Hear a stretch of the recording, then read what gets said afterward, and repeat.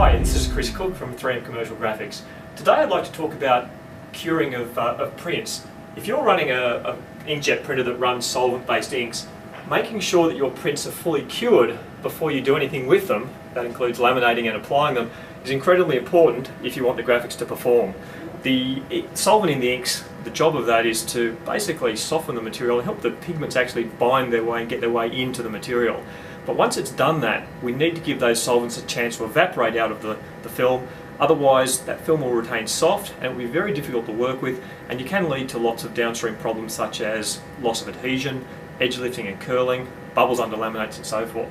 So it is very important that we let those prints fully cure before we do anything with them. Let's go to the table and have a look at what actually happens to the film when there is still solvent trapped inside it. Okay, so here we have two copies of the same print, same file, same media, printed on the same printer. I'll get this first one and I'll remove the liner from the film and we'll see the way it behaves. What you find is that the film stays nice and flat, and this being actually a vehicle wrap film, it's slidable and repositionable. So yeah, very, very easy to work with. But have a look at the same film where we've still got that ink solvent trapped inside the film,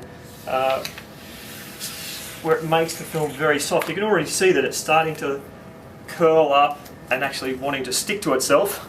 Okay, there we go. And now that's not going to pull apart. And what you'll notice is as soon as it touches the surface, it wants to stick down, and it very quickly turns into a very soft mass. It's kind of like chewing gum. It's very soft and stretchy, and it's very, very difficult to work with. Okay, so if we're going to cure our prints, the most effective and the fastest way to do it is to hang the prints vertically. We've got plenty of exposure to air, lots of airflow past to help evaporate those solvents. This is always going to be the fastest method for curing your prints. The problem with it is that it takes up a lot of space. So what a lot of people do is they loosely coil the prints, as we've got over here. So rather than having the print hanging vertically, we've got it sort of coiled up with space between the wraps on the coil. If you're going to use this method, there's two very important things that you need to do. The first thing is make sure that there really is a very definite gap between each wrap on that coil. If you've got two places where the film is basically touching itself, there's no airspace, there's no airflow, therefore there's no curing. The other thing you need to do is make sure that you actually get the roll up off the floor. Don't have it sitting flush on the floor, because then that bottom end is sealed and there's no way for the air to circulate through that coil. So lift it up off the floor, only 50 millimeters or so, sitting on a piece of mesh, just so that the air can actually circulate through that coil. Now this process will work, this loosely coiling, but you do need to be aware that it will take longer than hanging the prints vertically, just because there's not as much airflow through that coil. Now, I have seen people actually build fans into this. They'll have like a mesh stand and actually have fans from the bottom blowing air up through the coil. And that will absolutely make it happen faster, because again, the curing is an evaporation process. The more airflow you can get past that print, the quicker it will cure. This question I often get asked is, how long does it take a print to cure? Is it 24 hours, 48 hours, 72 hours? It really depends. It depends on lots of factors. It depends on what type of ink you're using. Depends on what method you're using. Are you using the vertically hanging method or the loosely coiled method? It also depends on the environmental conditions. The warmer and the more airflow you have, the faster the curing will happen.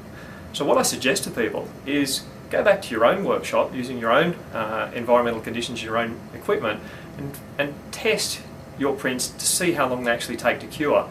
And there are some quite simple things you can do to test your prints to figure out when they are fully cured or not. And they're all kind of based upon the fact that a fully cured print will behave virtually the same as an unprinted piece of film.